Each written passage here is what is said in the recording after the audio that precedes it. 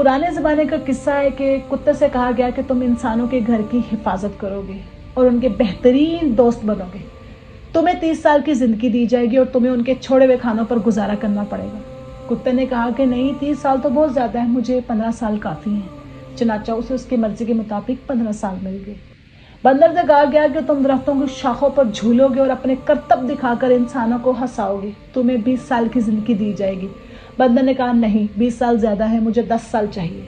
बंदर को भी उसकी मर्जी के मुताबिक 10 साल मिल गए। गधे से कहा गया कि तुम बिना किसी शिकायत के दिन भर काम करोगे और अपने ऊपर हैवी सामान उठाओगे।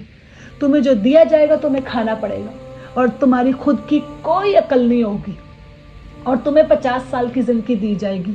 गधे ने कहा कि नहीं, 50 साल बहुत ज़्यादा है, मुझे 20 साल काफ़ी है।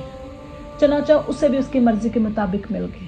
इंसान से कहा गया कि तुम दुनिया में सबसे अक्लमंद मखलूक होगे और तुम अपनी अक्ल का इस्तेमाल करके बाकी सब मखलूक पर हाकिम बनोगे। तुम्हें एक बेहतरीन जिंदगी दी जाएगी और तुम 20 साल तक जिंदा रहोगे।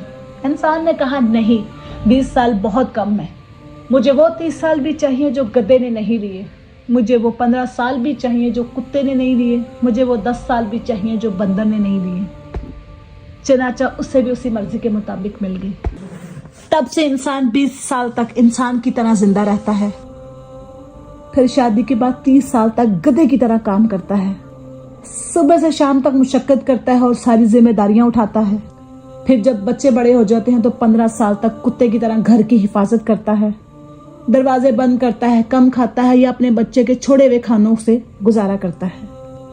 फिर जब बूढ़ा हो जाता है, रिटायर हो जाता है, 10 साल बंदर की तरह जिंदा रहता है। एक घर से दूसरे घर, एक बेटी से दूसरे घर, एक बेटे के दूसरे घर, अपने पोते पोतियों को हंसाने के लिए कहानियां सुनाता है। तो ऐ इब्ने आदम, फिर कैसा गरूर, क्यों गरूर करते हो?